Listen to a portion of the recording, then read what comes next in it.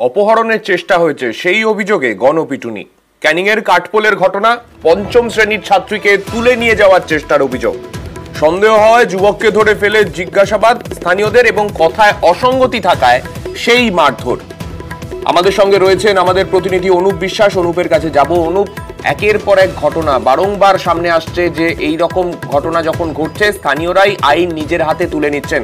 বিভিন্ন জায়গায় আমরা দেখেছি প্রশাসনিক তরফে বারবার সতর্ক করা হচ্ছে সাধারণ মানুষকে, তাও এই ছবি, কি কারণ? ঠিকই একদম চারিদিকে যেভাবে লাগাতার দেখিয়ে চলেছি যে প্রশাসন থাকা সত্ত্বেও মানুষ কিন্তু নিজের হাতে আইন তুলে নিচ্ছে। এবং এই গতকালকে কিন্তু ক্যানিং দাঁড়িতলা বালিকা বিদ্যালয়ের একটি পঞ্চম শ্রেণীর ছাত্রী স্কুল ছুটির পরে যখন বাড়ি যাচ্ছিল তখনই কিন্তু ক্যানিং 1 নম্বর দিঘিপাড় পঞ্চায়েতের কাঠপোলের কাছেই একটি যুবক মোটর বাইক নিয়ে এসে তার পাশে দাঁড়ায় এবং তাকে বলে যে তার বাড়িতে পৌঁছে দেবে এবং তার পরিবারের সঙ্গে তার সম্পর্ক রয়েছে।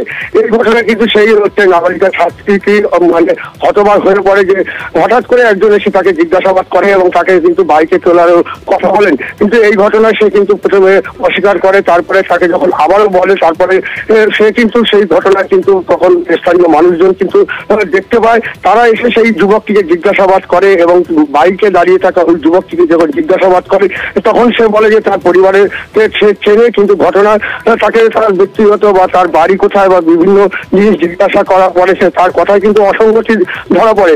এই ঘটনায় এলাকার মানুষজন কিন্তু তাকে জিজ্ঞাসাবাদ করার পরে তাকে মারধর করা হয় বলে এমনই অভিযোগ ওই যুবকের। এরপরে ঘটনার খবর পায় ক্যানিং থানার পুলিশ। ক্যানিং থানার পুলিশ গিয়ে ওই যুবককে উদ্ধার করে ক্যানিং মহকুমা হাসপাতালে চিকিৎসার জন্য নিয়ে আসে। এরপরে কিন্তু এই ঘটনায় পুলিশ তাকে আটক করেছে। এই নাবালিকা ছাত্রীর পরিবারের অভিযোগের ভিত্তিতে ক্যানিং থানার পুলিশ কিন্তু গতকাল রাতেই তাকে আটক করে জিজ্ঞাসাবাদ শুরু করেছে এবং ঘটনার তদন্ত শুরু করেছে ক্যানিং থানার পুলিশ। সান্নিক, ধন্যবাদ অনুপ।